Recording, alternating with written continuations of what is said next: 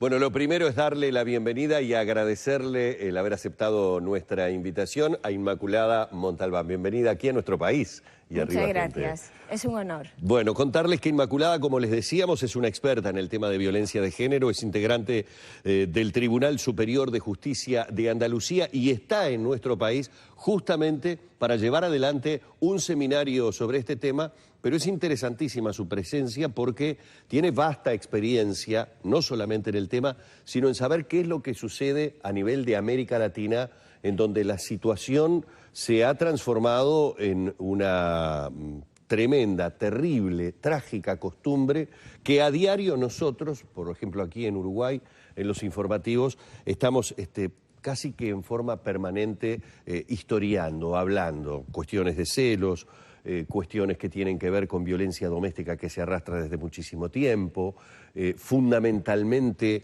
la resolución por la vía violenta de situaciones que inclusive en más de una oportunidad han sido debidamente denunciadas en las autoridades correspondientes y que sin embargo parecería ser que inevitablemente tienen una resolución violenta. ¿Es América Latina un campo fértil en este momento para que exista esta violencia de género como la tenemos instalada, Inmaculada? La violencia contra las mujeres es el crimen encubierto más extendido en todo el mundo, con independencia de sociedades, de clases sociales, de nivel económico.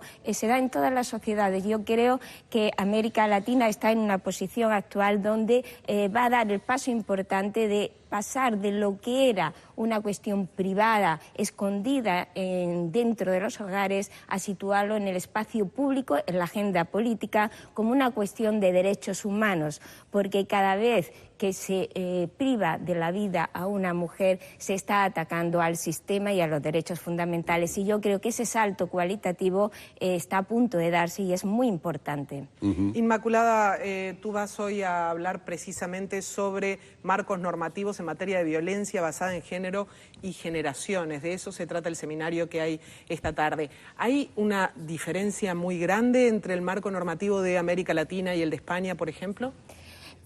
Creo que hay diferentes enfoques acerca del problema.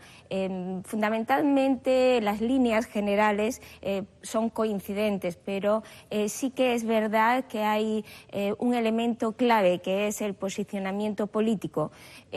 Verdaderamente se aborda la violencia contra la mujer cuando entra en la agenda política como una prioridad. Hasta entonces es muy difícil porque se necesita incidir en muchos aspectos, por ejemplo en el ámbito educativo, para evitar que nuestros adolescentes, nuestros hijos reproduzcan comportamientos machistas. Tenemos que actuar en ese ámbito, pero también en el ámbito institucional, garantizando una respuesta especializada a aquellas mujeres e hijos que sufren violencia de género, y también una respuesta judicial eficaz y rápida que garantice la protección de las mujeres. No se trata solamente de sanciones, sino también de la prevención. Indudablemente, hay que atajar el mal en la raíz, porque cuando interviene policía o intervienen jueces, ya se ha producido el mal. Entonces las sociedades lo que tienen que aspirar es a actuar en la raíz, y la raíz es la prevención. Y por ejemplo los medios de comunicación tienen aquí un papel esencial, determinante, exponer que cada vez que una de las mujeres muere, no es algo inopinado, no es algo súbito, no es producto de algún loco o un borracho, es una causa que tiene sus raíces más hondas, y es una historia de desigualdad y una historia de malos tratos. Yo he visto que en España, por ejemplo, hay incluso hasta un protocolo sobre cómo informar en los canales de televisión sobre los casos de violencia doméstica. Efectivamente, porque es muy importante transmitir cuáles son las causas reales de la violencia. Cuando hablamos de que la causa última ha sido porque estaba loco, porque estaba borracho, en realidad estamos como haciendo liviano el tema y justificando de determinada manera el hecho. Sin embargo, los estudios de sentencias que hemos realizado y en muchos países demuestran cómo al final se mata pues por la conocida frase de que era mía y por eso la maté. Hay un ánimo de dominio. El papel de los medios de comunicación es decisivo. En Uruguay, en este momento, decíamos hoy como información, en este año llevamos 19 muertes.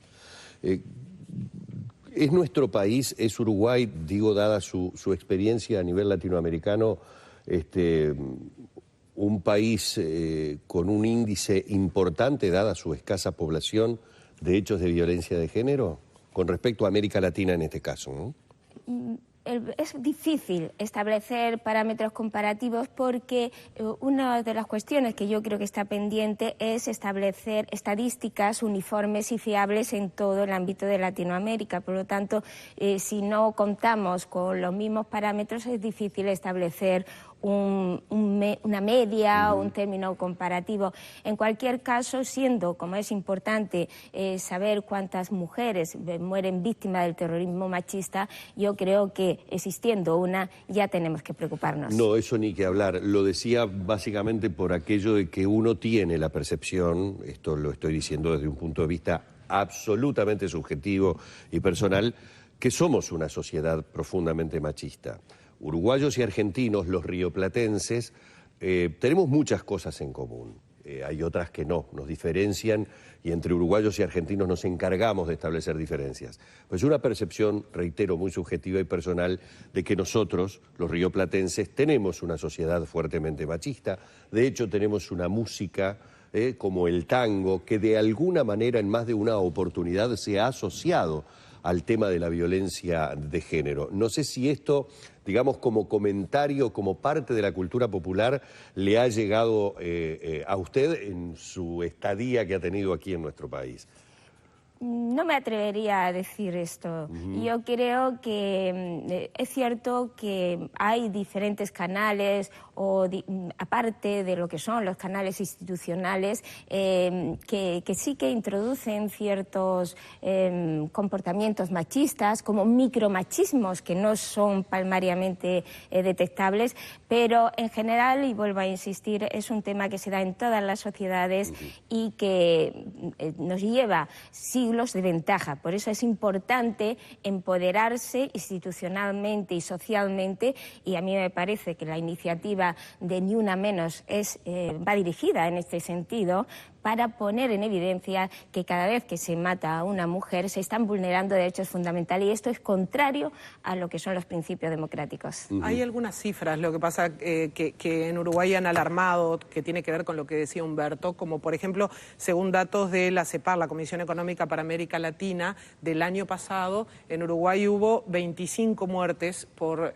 casos de violencia de género, y en lo que va de este año hubo 19 muertes. O sea, comparativamente se está notando como un aumento bastante grande, ¿no? Entonces, no sé si la misma situación ocurre en otros países, como por ejemplo Argentina en la región. En Argentina sí hubo más de 200 muertes el año pasado. Este año también hubo un aumento grande en comparación con esa cifra. En España, no sé si la situación es parecida.